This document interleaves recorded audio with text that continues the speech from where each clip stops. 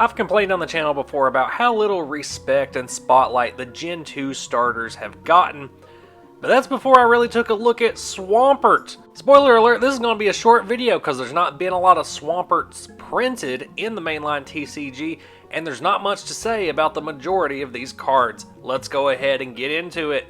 Let's begin with Ruby and Sapphire Swampert. Here we just see the stock artwork for Swampert copied and pasted from the player's guide straight onto a card. And someone did say in my comments recently that the practice of just slapping the stock artwork on a card feels most at home in the Ruby and Sapphire era, and I cannot agree more. It's something about Hoenn Pokemon and how amped up their tropical color palette is, in contrast to the rest of the card that looks particularly washed out to me in this era of the TCG. What about the usability of the card though? Every time you attach a water energy to this Swampert, you can heal 1 damage counter. For 1 energy you can snipe. For 3 energy you can deal 50. It's not bad, it's just very vanilla. For a stage 2 you would like to see a little bit more pizzazz, but I do think this was designed as a teaching card. It has 3 different mechanics that are all easy to pick up on. If you're just learning how to play Pokemon, this is a great card to start with.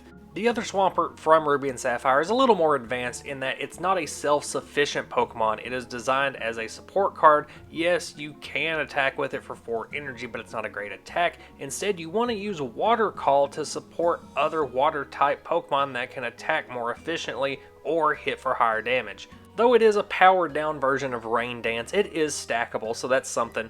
For example, it pairs very well with Swampert EX from Team Magma versus Team Aqua. Swampert EX is much bulkier with 150 HP. Its 1 energy attack, Hyper Pump, can benefit from having a lot more water energy stacked on top of it from your other standard Swampert. If your opponent tries to hide on the bench from the high damage output of Hyper Pump, then you can snipe them with Crushing Wave and potentially even discard some energy for some minor disruption. I do have the full deck list up on the channel, so if you're interested, go over and take a peek at that. This is probably the most highly played Swampert that we're going to talk about today. It was very popular in the 2004 format, especially in the Juniors division of the World Championships that year. Pop Series 1 Swampert was again a little too vanilla for its own good, to where it was a good teaching card, but not very competitive. When I say that a lot of Ruby and Sapphire era cards looked washed out to me, Swampert from Emerald is a great example of what I mean. The whole card looks like it used to be vibrant, but someone left it out in the sun for too long. That being said, I do like the artwork chosen here, and I think the card overall is an upgrade from previous Swampert that we've already talked about. Water Cyclone won't help you accelerate energy, but it can move energy to assist in those healing tactics like Pokemon Center or Pokemon Nurse. For 1 energy, you get a pretty nice spread damage attack. And then for 3 energy, you're getting 60 damage instead of the standard 50. Crystal Guardian Swampert did see some fringe play just because you could rare candy it into play and then draw an extra card every turn. Card advantage is a very good thing in any card game. Once again, we see a pairing of a fighting type Swampert and a water type Swampert in Crystal Guardians, just like we did with those from the Team Magma set and Ruby and Sapphire. You could pair them together for some decent synergy, but it also allowed you to hit for 2 different types of weakness. This time the roles were reversed, with Swampert EX being the water type and the support Swampert being the fighting type. This is also the last time Swampert will ever be printed as a fighting type, Crystal Guardians. Drawing extra cards with Echo Draw really helps out Swampert EX's Ultra Pump attack. By discarding 2 cards from your hand, the base damage of Ultra Pump becomes 80 instead of 60, and you get to deal 20 damage to one of your opponent's bench Pokemon. It's decent enough, it's definitely a good attack for 3 energy, but we also have this energy recycle Poke Power, where on your turn, you can search your discard pile for 3 energy cards and attach them to your Pokemon in any way you like, but if you use this power, your turn ends.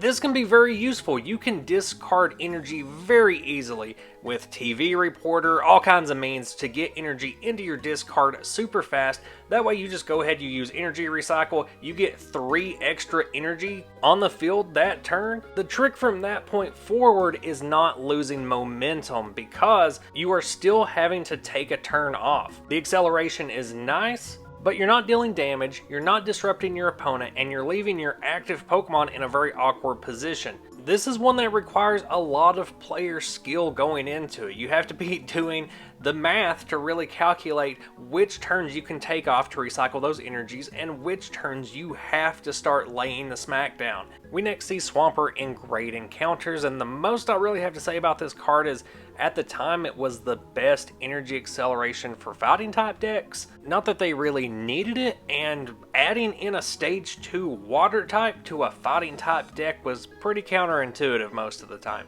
Supreme Victor Swampert made a little more sense as a tech in fighting type decks because it could tank damage from unevolved Pokemon. It had a gusting effect and drag off, but the main reason you would want to put it in a fighting type deck is because you could load up some damage with pushover in those scenarios where you needed to deal just a little bit more damage to those fire types. Primal Clash Swampert is a nice example of power creep because this is just a standard Swampert, not an EX, but it still has 150 HP and can deal 120 damage for 4 energy. That being said, it's not very good. This is more of a starter deck style Pokemon. Primal Clash also included a Swampert that was a little more swanky.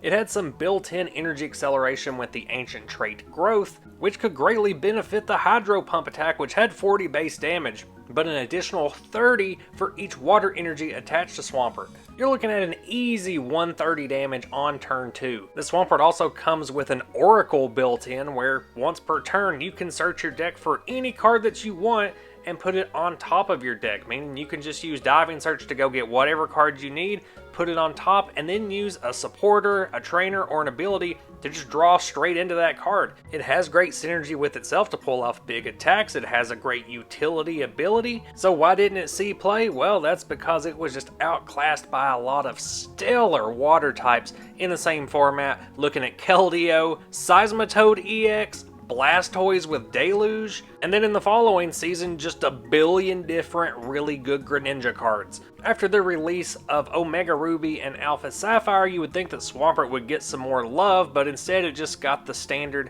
well, this Pokemon has a Mega, so we have to make some cards of it now, X and Y promo. This Swampert EX is a bad card. Sure, yeah, it's a basic with 180 HP, but it has no inherent way to accelerate energy onto itself. In fact, it would prefer all of the energy to stay in your deck. Even then, you're having to attach 3 energy to this thing to maybe deal more than 40 damage? No, but you wouldn't want to use either of these terrible attacks, right? Surely you're just gonna evolve up into Mega Swampert. Yeah, I mean, if you don't have the energy attached to attack, you might as well Mega Evolve and end your turn because there is no Swampert Spirit Link. But then you're having to get 4 energy on this thing to deal 160 damage. This is a very bad card. We move on to Celestial Storm to see another Swampert that's just kind of okay. Another nice starter deck Pokemon. And then finally, the most recently printed Swampert as of the making of this video from Fusion Strike. It's fairly bulky, it can fit in water decks and in fighting decks. And that's it. This is a Pokemon that debuted in Generation 3, yet here in 2024 it's only had 15 card printings. And unlike a lot of starters, it doesn't have any reprints of cards. Those 15 cards are all unique printings, which does make me feel kind of bad for all the Swampert fans out there. If you exist. I know Mudkip fans exist, but do people like stand Swampert? If you do, let me know down in the comments. As always, let me know down in the comments what your favorite Swampert card is, if you have any experiences running any of these Swampert cards, and let me know if there's any TCG history videos you would like to see in the future. I am open to requests. Check out the rest of the channel for more Pokemon TCG content, and I will see you at the next one. Bye-bye.